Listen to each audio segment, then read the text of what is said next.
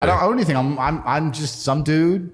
I think you have a Bugatti though, don't you? Yeah, when you say nothing, do you mean Do you not nothing? own it? Nothing. Okay, that's good. I don't own anything. There are cars. Let's say there's a That you have access to. correct. a trust in Singapore may own a percentage of a company in Dubai, which may have access to a car that I could borrow on a social media influence contract, perhaps. Yeah. But I don't own anything. And that's because if you own things, they come for you.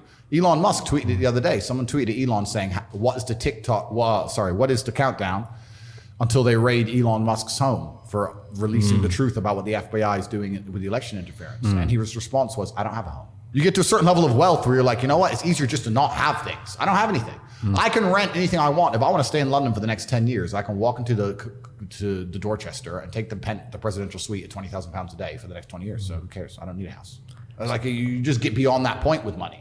So it's kind of like this middle ground. When you're broke, you own nothing, and then you start doing well and you own a bunch of stuff, and then you get to the top and you're just trying to get rid of it all. Don't want to own anything anymore. Well, E-Man said when we interviewed him, he said he didn't want to be a billionaire. He said as soon as you get to that sort of level, they'll start controlling you and manipulating you. So do you have a similar thought pattern on that? It's very hard to not become a billionaire in the world today, I think, if you're truly influential. I'm already a billionaire if I had to have my net worth measured. That would have been one of my questions. You can answer, no, I'm a billionaire. Yeah. So net worth. What are you bringing into that? Are you bringing in your whole brand as a part of that value? Well, yeah, net worth is subjective, right? So Forbes contacted me to put me on the billionaire list, and they wanted to know everything I owned, and I told them I don't own anything, and they like, okay, well, they want to know my income, and I said, look, I'll declare to you, I'll show you maybe 20 million a month or something, and they said, okay, but the value, obviously, then you value the companies those things come from, right?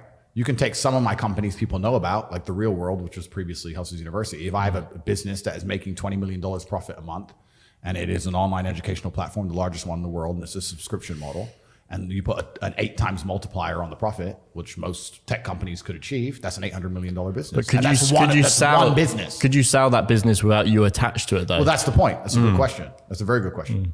And that's where, and I never would sell it anyway, but I know what you're saying. But then it comes into other things like branding and the brand. I'm the most Googled man on the planet. They can't ban me from algorithms. They failed. I'm the most TikTok person on the planet, the most viewed person on Instagram. Like, what's the value of that? You could give me, who makes these glasses? IKEA? This might be IKEA. I'm not sure. IKEA could come to me with this glass and say, sell a bunch of these. And I could sell $1 billion of these glasses. It'd take me a week. So like when I get offers, trust me, I get a lot of them. I'm not a fucking scammer like Logan Paul. I'm not a clown. But when crypto companies come to me and say, will you pump our coin? They start by offering me $50 to $65 million. They say, look, we'll give you $65 million if you'll mention this coin on a podcast. $65 million to say a name. And I don't do it because I refuse to allow my fans to get ripped off like Logan Paul does to his fans. He's a fucking scumbag. And that you own nothing, gang.